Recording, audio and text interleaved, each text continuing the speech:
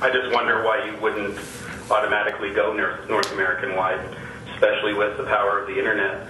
You know, why wouldn't you tap people in other countries with this? I think if it's going to spread virally, who knows what will end up being your areas where the seeds will be planted and spread the most quickly.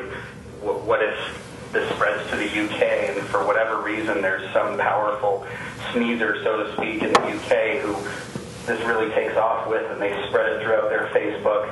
I think you'd want to open it up to the world as quickly as you possibly could. I would agree, and if he wants to use cell phone technology, I mean, Europe and Asia is miles ahead of North America.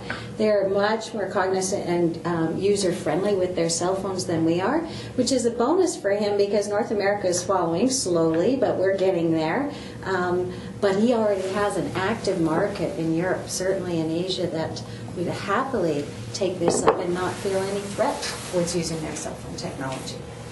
And you've got to consider it at the get-go so that you can build it with scalability. That's right. Mm-hmm. Because if you don't have scalability at day zero, it's going to be really hard to build it in when you're scrambling to keep up with business. Looked at Bones in Motion, for example, which was one of the sites he had asked us to take a look at. They have incredible technology.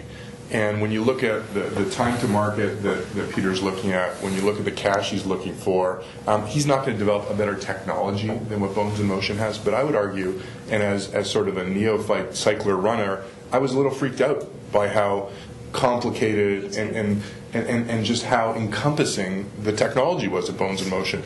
I would like something that gave me 2 or 3 inputs, and then I could say, here are my inputs. Let me talk to and interact with people that have like interests and like passion around these inputs. And that's much more a social media play than it is a technology play. I also think way easier to scale a social media company if you have that focus than it is a technology company. And so I think at the outset he needs to determine what he is and make sure that he's sort of very focused both from a human resource and financial resource perspective to blow it out. So there has to be a solid value proposition, and there has to be economics, and that's where I think a real uncertainty is. It's just what is this revenue model, and how much is the, how much elasticity is the advertising revenue model going to have, and how long is that going to last? They talk about the economics of free. Nobody's paying for anything, or you don't pay for the basics, but they'll pay to buy clothes for something, or some offshoot of it. And so that's something that they have to settle, and then finally they have to be able to do it well. And what I like about this one is that he realizes he can't do everything. So partially the Facebook is to get it out there, but partially it frees him, as people have said, from building the technology platform. And so recognizing what you're going to do and what others are going to do, because then if that platform changes, you're not tied in to particular competencies that are based on something that's going to change. Like the wireless, for instance, the mobile world may change.